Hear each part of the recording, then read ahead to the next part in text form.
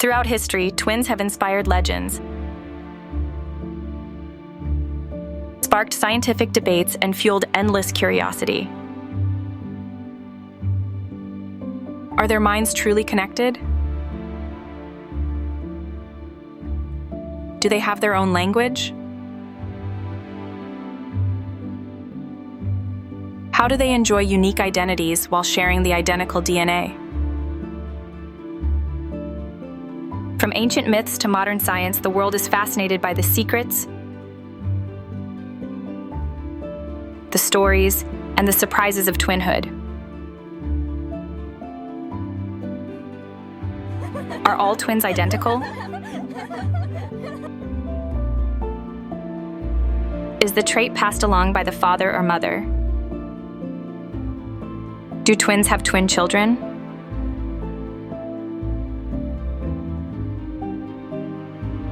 Twins Talk is a family-centered, honest wellness journey exploring the biology, the psychology, the mystery, and wonder of twins.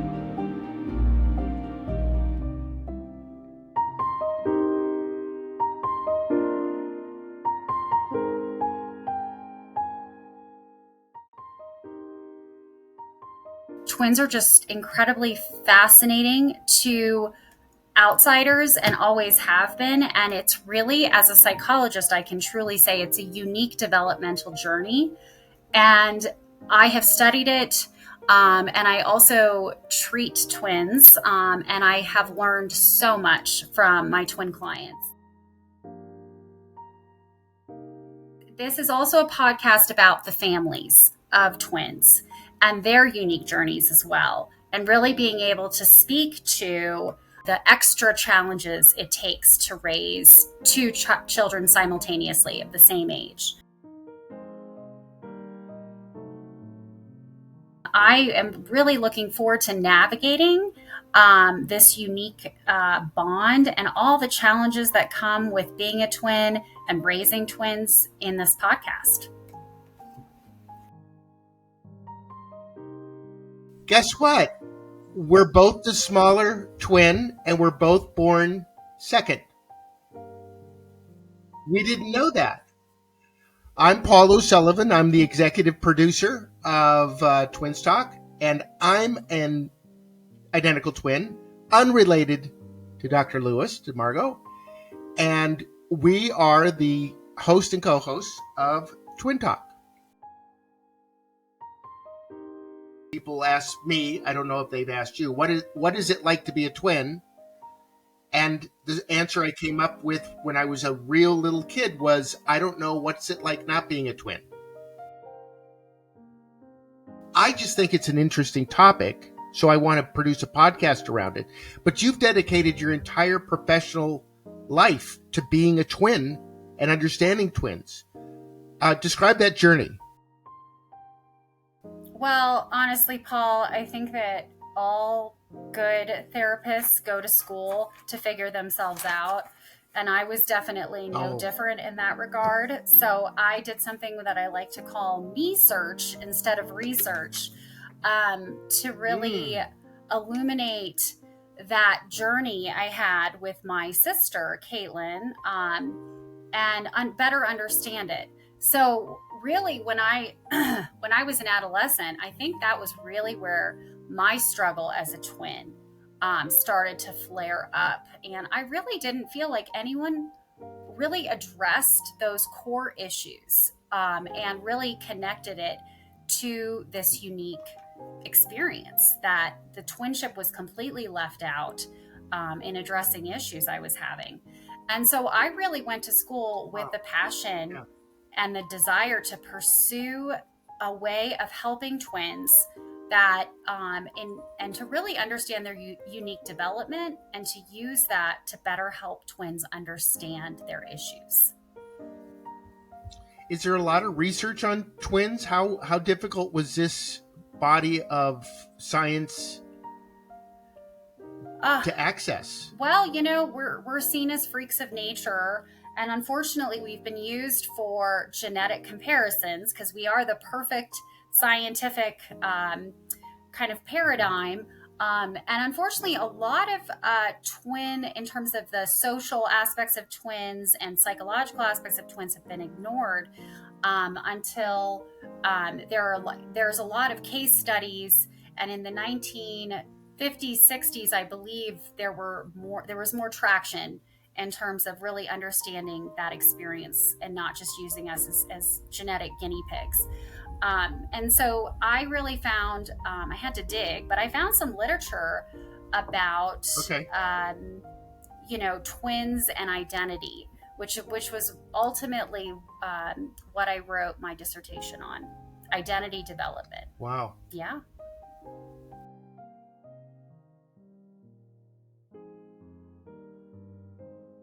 I wanted to go through some of our topic ideas that we get for future podcasts. Okay.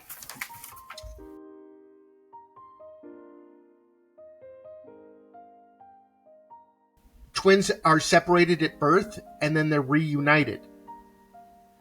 And I'd really love you to talk about the dynamics of that in the individual and in the twins, and how that is dealt with, because that's different than just a brother or sister being reunited, isn't it? It sure is, Paul. It is fascinating to understand how similar they are when they're raised separately, and how, in terms of when they're adults, a lot of their interests turn out to be the same. Even the people they married had the same name. They smoked the same kind of cigarettes. It's so fascinating to see that with the separate environments, even then they turn out having a lot of similarities. It's just really cool.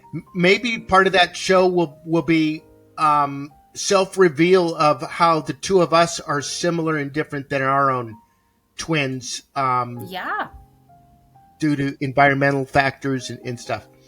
Okay. I like that. The second topic I was thinking of is identical versus fraternal beyond genetics, because obviously identical twins must have a different dynamic than fraternal twins. Is that true? I'm assuming this.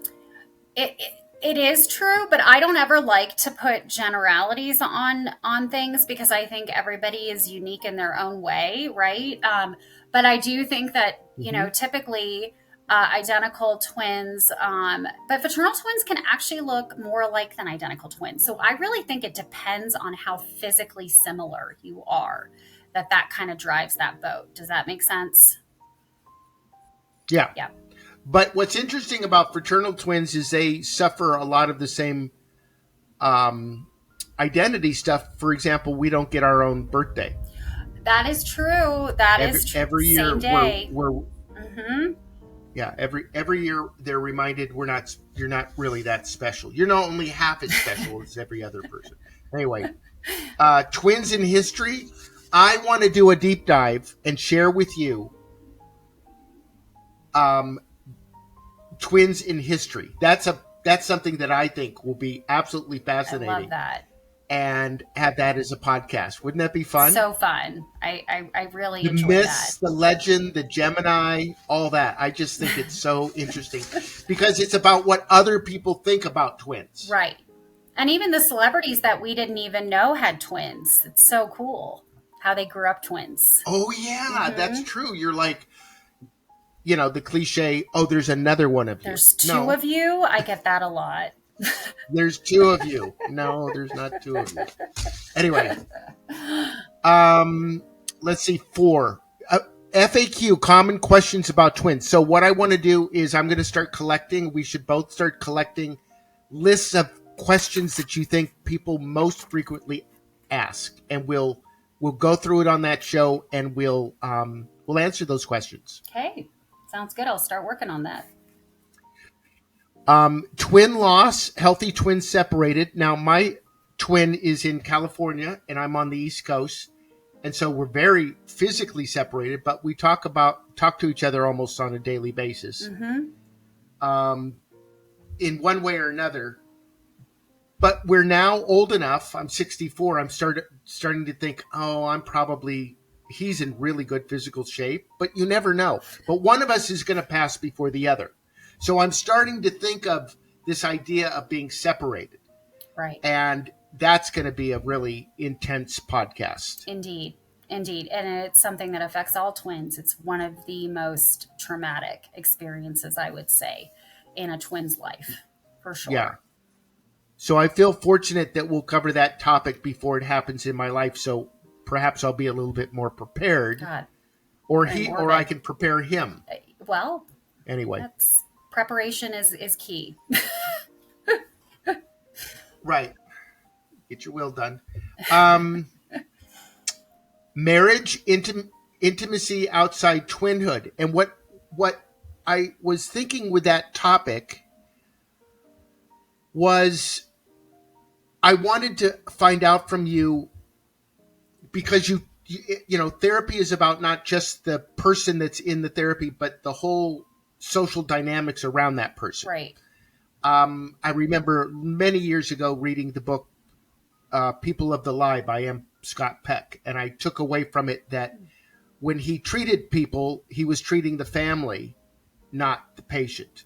And so this topic of marriage,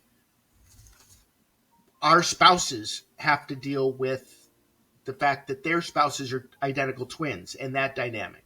I wanted to sort of get into that, what it's like for the other people, what challenges that brings up for us psychologically. I think it's such an important topic that I don't think there's enough focus on, and I think they've largely, spouses of twins feel ignored, or not. You know, they need their own support group in their own right. Right? There's so much that comes with that marrying. Right. It's like sometimes marrying two people. Sometimes it feels that way. Right. Yeah. And also, there was always a nodding feeling, and not to get into the topic, but it in the back of my mind of who gets to keep the secrets, because a marriage should have secrets, but twins tend to not have secrets. And so there's that whole wall of trust and secrecy that I want to get into as well, is because that's a tough one. I can't wait to break that open, right? Paul. Just can't wait. Good. Then there is identity formation, and that's what that's your top topic, right? That's what your dissertation is about.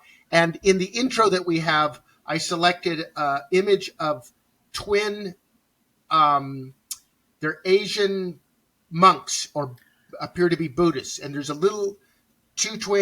pair of twins that are young and a pair of twins that are old. And this is exactly sort of what I was getting at with that image is, my gosh, we have the same DNA, and yet we have to form two different distinct identities.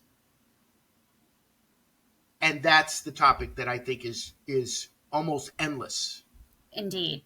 And I could talk for days about it. What I think is interesting is that I think society likes to define and project upon twins what they think are the physical differences, that they're in a way to shortcut how to identify each twin. And that ends up being internalized by twins, which is not actually the natural differences that they perceive about themselves. And so identity formation can be muddied, because rather than it being coming from the person, right, and what they feel is true about themselves, it can be these social comparisons. Yeah. And then the eighth topic is the first 9 in utero biology. That's something that you actually talked about in your own experience. Yes. How your first 9 months, I'll tell you, the biggest surprise of becoming a father is that when the baby was born, I already knew them because I had been with them for 9 months. That was sort of a shock to me. I thought I was going to meet them when they're born. No. When you're a parent, you get 9 months with this guy, and you're just, right? Yep. So they have 9 months with each other. Right. And I'm very curious what that's all about. Yep, that is fascinating. And then in terms of after they're born, that bond is pretty much ingrained. They've imprinted on each other. So that is really important too in terms of their attachment, not only to themselves, but to their mom, right? Yeah, I want to do a deep dive into that. And then finally, we have competition. Oh, Lots of siblings have competition, but the fact that you start literally the race at exactly the same time, well, I was 4 minutes after Peter.